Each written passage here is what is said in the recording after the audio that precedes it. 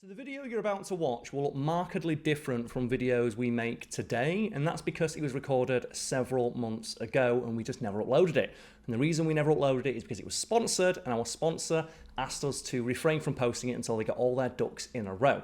Silver lining though, the sponsor are people making a horror movie called I'll Be Glad When You're Dead, and they just so happen to have contacted us to repost it during spooky season. So if you want to find out more about this movie, you can click the links below or just wait till the end of the video where we talk about it.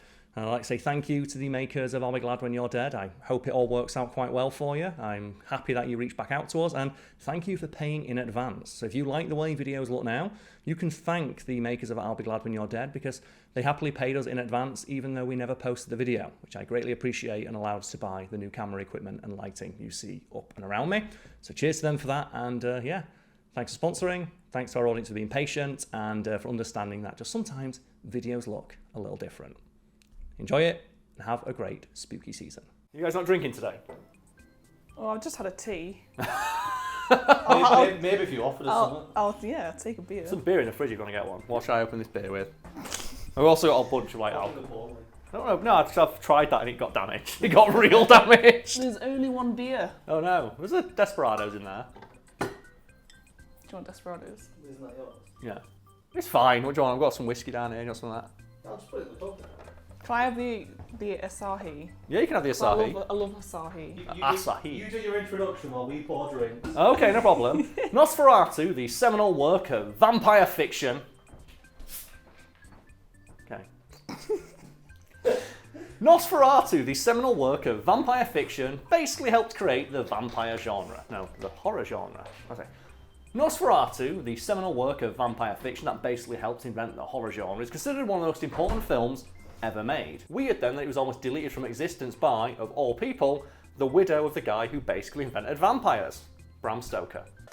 Nosferatu! Alright, yeah. Me. What do you want? I've got... What do you want? That's going to surprise me. Something you want to get rid of, I guess. Oh yeah, that one. What's that? Really? In your job. Do you want a job? That'll do, yeah? Do you want to open your beer with my beer? Yeah, sure, go on. And vice versa. Well, maybe not vice versa. So while I'm doing this, I should mention that today's video is sponsored. Not by Asahi, unfortunately, that'd be cool. That would be But it's amazing. by a movie, an actual movie, called I'll Be Glad When You're Dead. Isn't that cool? Sponsored by an actual movie that people can help get made. Anyway, let's talk about... Actually, no, I want to open my beer first. Okay, there we go. So, have any of you actually seen Nosferatu, or are you just aware of it via pop culture osmosis, as pretty much everyone is these days? Yeah, the latter for me. I've seen clips. You've seen clips. So you've seen that SpongeBob episode where Nosferatu turns up, yes? Yes. Yeah. Oh, Nosferatu! Who was flickering the lights?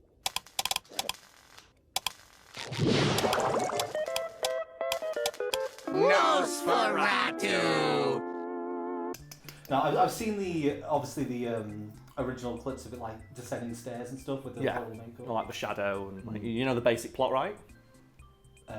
Vampire is dangerous. Well, are you familiar with the story of Dracula? Yeah. Then you're familiar with the plot of Nosferatu. Right, so Nosferatu is like the film version of the hastily copy-pasted from Wikipedia essay due in the night before. In that, like, it's just the plot of Dracula with some of the names changed, just a little bit. So instead of Count Dracula, you have Count Orlok, for example. And instead of like being set in England, it's set in like somewhere in fucking East Germany or something like that. Did they get the rights to do that? No, they didn't. Of course they didn't get the rights to do it. And I love this one because like the guy who directed Nosferatu heroically when it was pointed out, this is just Dracula, right? Like, no, it's not. Do you know that thing like Joe Homer from Mattress Land of like, it smells funny. No, it doesn't. It smells funny in there. No, it doesn't. Like he just wakes straight up like, no, it's not Dracula. And like, but it's Dracula. So no, it's not. And then the ensuing court case that happened, we'll talk about in a moment. Like the lawyers for Bram Stoker's widow were like, well, why did you ask us if you could adapt Dracula? And we said no. So that's, we asked, and then we directed another film about a vampire called Count Orlok. You don't ask first. They asked, got told no, and then did it anyway. It was like, what about this poster from the premiere. So what about it? Well, it says, the tagline says, adapted from Bram Stoker's Dracula. How do you explain that? And the director's like, You know what that sounds like? It sounds like Boris Johnson. no, it doesn't. Here's a picture proof you were at this party. It's not though. But you were there. I wasn't though. That's the thing, that's what they did. They were just straight up like, no, it doesn't. Just like I say, the Homer Simpson match stand is like, it smells. No, it doesn't. It's fine. But yeah, Nosferatu is just Dracula. There are a couple of changes. Like I said, you know, the copy paste with a few details change. One of which is the way vampires work, which actually became something that's more well known in vampire fiction now. Because do you know the original novel, What Happens to Dracula When Sunlight Hits Him? Burns. Yeah, he doesn't die. He's weakened by sunlight. You know, his powers are diminished. It's not how with Nosferatu. The creature is killed by sunlight, which is something that has basically become a staple of vampire fiction now. And admittedly, it's not handled as well in other, dare I say, better works of vampire fiction, like Blade, because Nosferatu doesn't explode into a CGI skeleton. And that is my favourite bit about Blade, of just like, wait, so Blade has been like murdering vampires for like 20 years and no one knows. It's like, oh yeah, the vampires just explode into ash and blow away.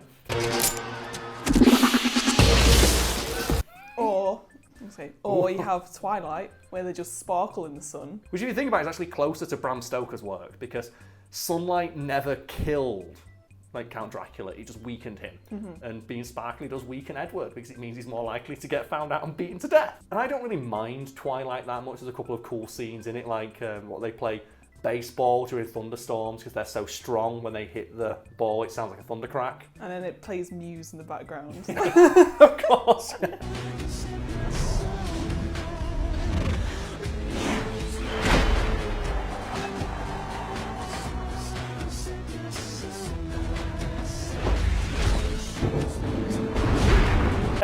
There is a reason in the lore why they do sparkle, because apparently their skin is meant to be reminiscent of diamonds. That's why it's so hard. Yeah. Which is why when they get kills, they get cracked. They break them in half. Yeah, But Brad, no. like, no, you can't defend something that the internet's decided is bad. You have to just say Twilight sucks, even though, you know, it's fine. It's fun. Well, the ending of the last one, the film/book, is one of the worst things in fiction. Okay. And I'm not happy about it. I will say though, the story told by a friend of mine where he was watching the final film in the cinema with his girlfriend.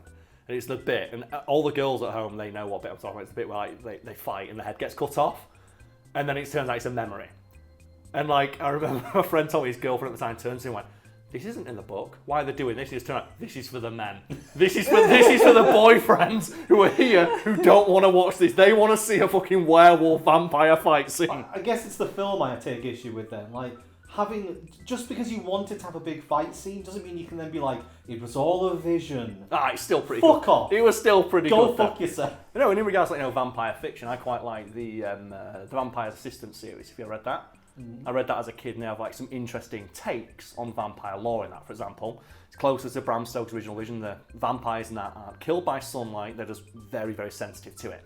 And they talk about how it's possible to be a full vampire or a half vampire, and the more you dilute the vampire bloodline, like the more the powers get diminished, but also the weaknesses. So like they say you become a vampire's assistant, so you can walk around, so you can do jobs for me basically. It's like vampires age like 1/10 of humans, but they're 10 times as strong. And they talk about how vampires look like they can teleport, which is they run real fast. Or they can do things like their nails harden, and that's, you know, they can use them as knives. It's like, you know, it's interesting. Good. But don't use your fist. You have something better. Use your fingernails, like a dagger. Watch. Try it. And I like the idea that you can take something that was like from hundreds of years ago and build upon it, expand upon it, change it in different ways. But Nosferatu, they did it, but they didn't ask permission. Because it was still a time when the copyright on Dracula existed. Like nowadays, Dracula's in the public domain. Who gives a shit? Back then, no, it wasn't, and that's not okay. Is Nosferatu currently in the public domain? As of 2019, I believe, yes it is. So could we make a film that was just Nosferatu but change the names? You could, yes. You could also just release Nosferatu onto YouTube and just monetize it if you want, which is in the public domain. So that is your prerogative. The film itself, not just the character, but the film itself is classed as public domain? Yes, the film itself is, which is why I'm going to be interested to see if we get copyright struck for putting clips of Nosferatu in, because that's the thing that you can do, isn't it? It's in the public domain, but then you can create your own version and then copyright that.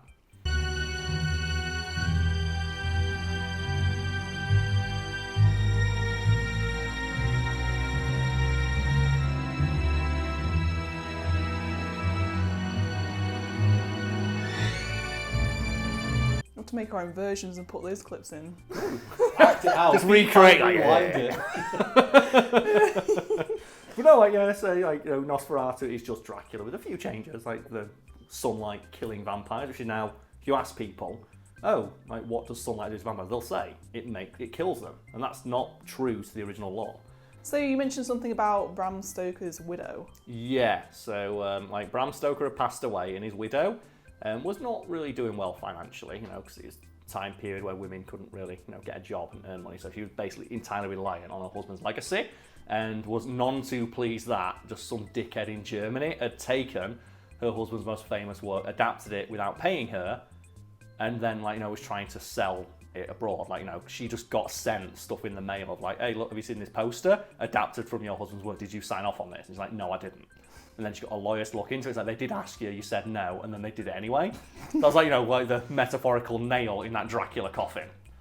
And it's like, I just gotta suck at it. Like, it's the fact that they asked, got told no, and did it anyway. It's like, why even ask? Yeah, big dick move. It was a huge dick move, and she was none too happy about it, and they sent like cease and desists, and they're like, nah. We do what we want. We do. We're in, what are you going to do? We're all the way in Germany. You can't get us. It turns out lawyers could get them.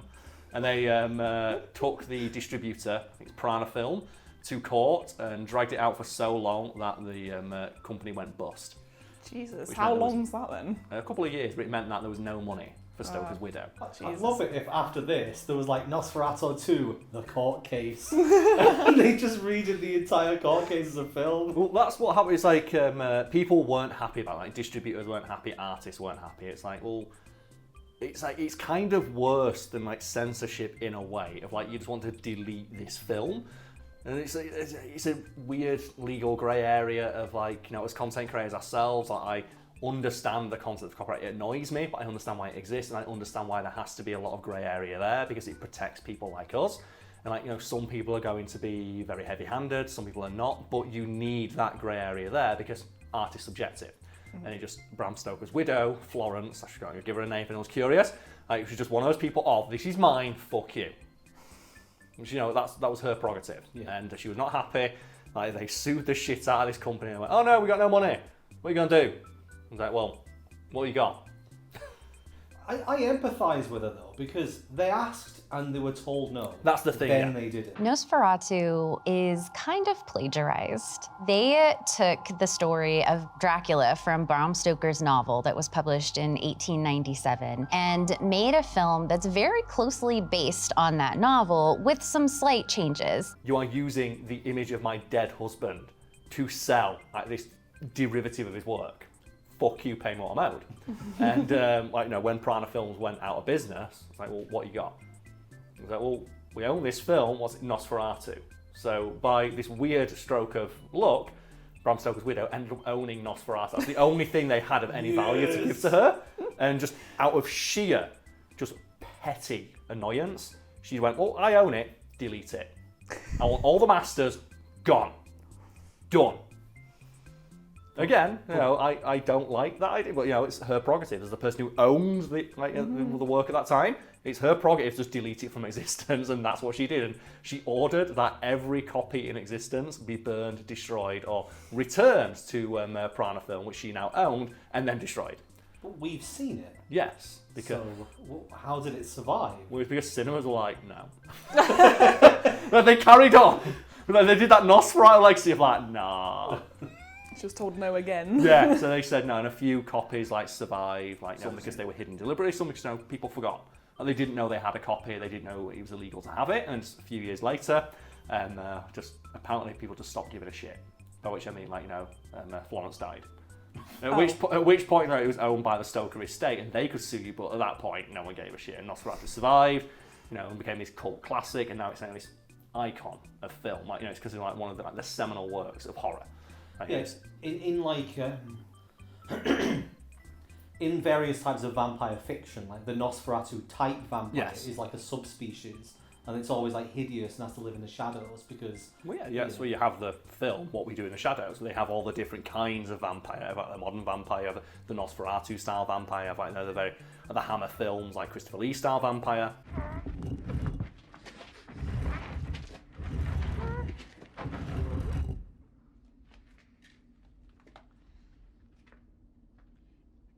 Peter. Peter, wake up.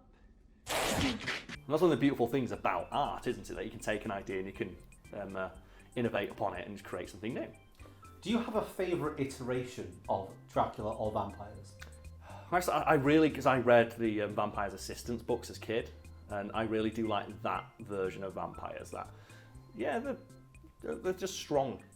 And it's like they're not invincible, but they're a lot stronger than humans. Like they're faster, they're stronger. They have an affinity for certain animals like rats and other vermin and things like that. So I liked where you felt like they were explaining it more than not at all, and that really appeals to that part of my brain that doesn't like when superpowers aren't explained. Like, ooh, vampires can turn into bats. Why? Yeah. They explain it. It's like they can't turn into bats, but they can run real fast and they have an affinity for bats. It's like, oh, people see them disappear and see a bat, and they made that assumption. And vampires were more than happy to let people believe that, because the more fantastical their existence seemed, the less likely people were to discover them. I like that idea. That's fun. I have a feeling the new film with Nicolas Cage in is going to be my new favourite vampire. Wait, is there a Nicolas Cage vampire movie coming out? Yeah. Okay. It's called Vampire. No, it's Renfield. It's called Maybe His Vampire. I'm a little worried because from the trailer, it looks like they're turning Renfield, who is Dracula's mind-controlled assistant, if people don't know. It looks like they're going to turn him into a superhero kind of character. Who gives a shit at this point? It's like they've already told a story about everybody else. Like we got that Igor film. Yeah, I like that. Yeah, but also we got an Igor film. No, it wasn't. No, not the Igor one. The Frankenstein one with McAvoy and Daniel Radcliffe. Yeah, I like that one. But what I'm worried about, is it a Universal film? Because now, when I see a Universal film about an old monster movie, I'm thinking, is that going to be film number one? Can you see Tom Cruise hey, Dark Universe sneaking in? No, but speaking of movies, as mentioned, today's video is sponsored by a movie. And I love that I can say that. And the movie's called... Oh, I have to check. I've got a press release here. They've only told me to say one very specific thing, and it's the name of the film itself. Do you know what? That's fair. So if anyone's not familiar, when we do sponsors on Fact Fiend, we generally insist that we can say whatever we want. But when the person we're working with says, can you really say the name of the thing you're promoting right? I do want to get that right, so we have it here. I'll Be Glad When You're Dead. And I've got a sentence here I have to say. The film, I'll Be Glad When You're Dead, starts on Indiegogo today, not Kickstarter. So we're initially going to go on Kickstarter, and when they messaged me, we've got enough time to turn around the video, I went, nah. And okay, we pushed it back, can we do that now? And and I do need to mention this because they themselves said it. The person I've been talking to has the last name Butt. B-U-T-T. Amazing. Yeah, so the email thread has been Smallwood Butt, Smallwood Butt, Smallwood Butt. And that really cracked me up. I don't know why that made me laugh, but yeah, the film. There's be a link to their Indiegogo below, and they're trying to make it. I'm going to tell you the synopsis for it now. And I love horror movies. You love horror movies, Nisha, yeah?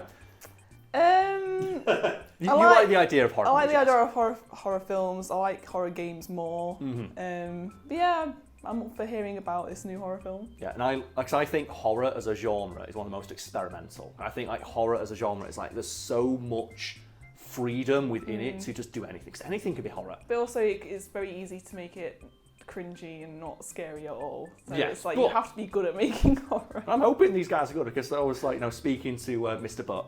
I was speaking to him saying, the people working on this movie work on Christmas movies. That's their bread and butter. And they're journeyman workers in the world of...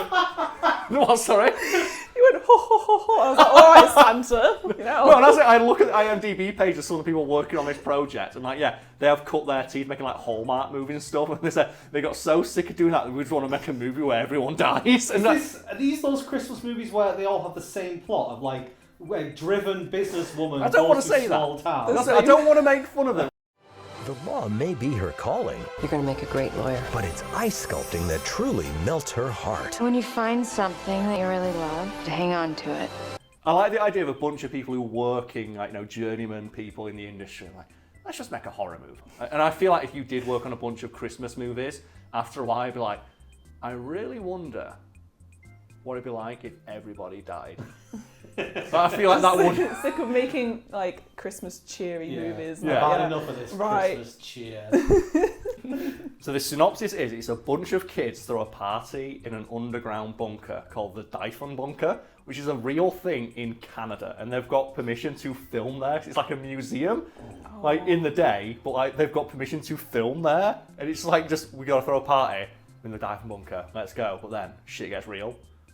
Oh, yeah. And that's like a slasher movie. Like, slasher movies having a comeback now, aren't they? It's like Scream came out, it's like, yes, bring back the slasher. It's like, hell, goddamn yes. And you can find a link below to help support it. And one of the things that they've done is they've said, we're gonna, like, as part of the Indiegogo, we're gonna like create like little figures of like the killer. Do you want one? I'm like, yeah, I do. Yeah.